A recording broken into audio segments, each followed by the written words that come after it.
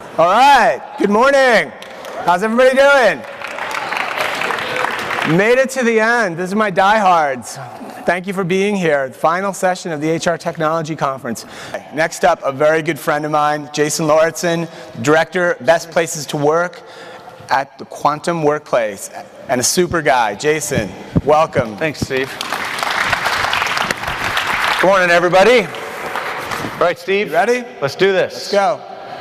All right, I am proud of us. And by us, I mean all of us, because I believe, I've seen in the last couple of years, a willingness on our part in HR to start calling BS on some of our traditional, old-school HR practices. For example, we can look backwards and say, most of our exit interview data is junk. We can say performance appraisals don't actually impact performance most of the time.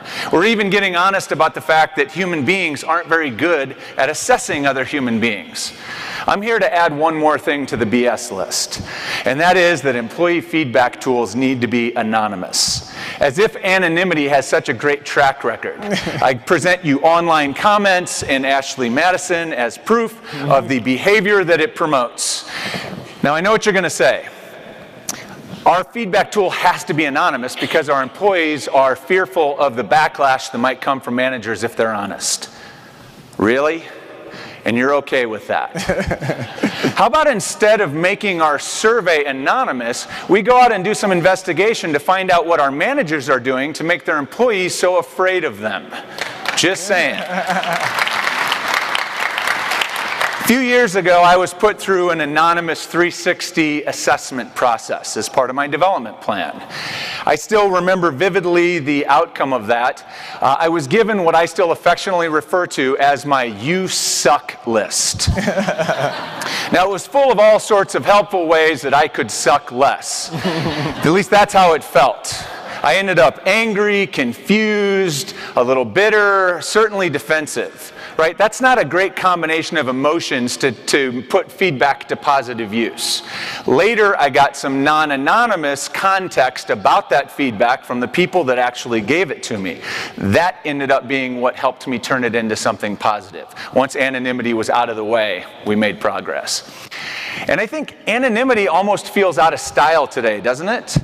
We expect our leaders to have candor and to be transparent, particularly about the important stuff. And yet when we go and ask our employees for really important feedback about their work experience, totally different standards. Add on top of that oversharing is the new sharing. We will put our name and our face to all sorts of ridiculousness online, but yet when it comes to important stuff, we think employees can't hack it or won't do the same. So what I'd like to do today is dream a little bit with you. What if HR let go of anonymity? What if we took anonymity, for example, out of our employee survey process? Well, first of all, we'd get a lot more accountability. Number one, as an employee, I'd have to stand behind my responses. Right? No more random, angry accusations hurled without evidence and no ability for follow-up. And as a manager, if my employees don't provide feedback or complete the survey because they're fearful of backlash, that's not a survey problem. That is a leadership problem. Deal with it. Fix that. Right? And maybe even our disgruntled employees would put down their flamethrower long enough to provide some constructive feedback. There's research that suggests that anonymity online promotes incivility. The truth is, when our name and our words are connected together, we behave better. Taking that a step further, if I know my feedback's going to be attributed to me, I might be a bit more thoughtful about it. I might ask myself, does this really matter? Is it really worth it? And the quality of the feedback probably improves. Now, most of us do surveys, I would guess, because we want to take action to make things better. So if an employee is filling out a survey and they are disengaged today, why wouldn't I want to take action with that employee to fix that now? Anonymity prevents that. But let's address the elephant in the room. Right? We've all become convinced that if we don't have anonymity in our survey process, employees won't tell us the truth. They can't be honest. Research also suggests that is not true as well. One interesting study compared non-anonymous and anonymous survey from university students about their courses and their instructors.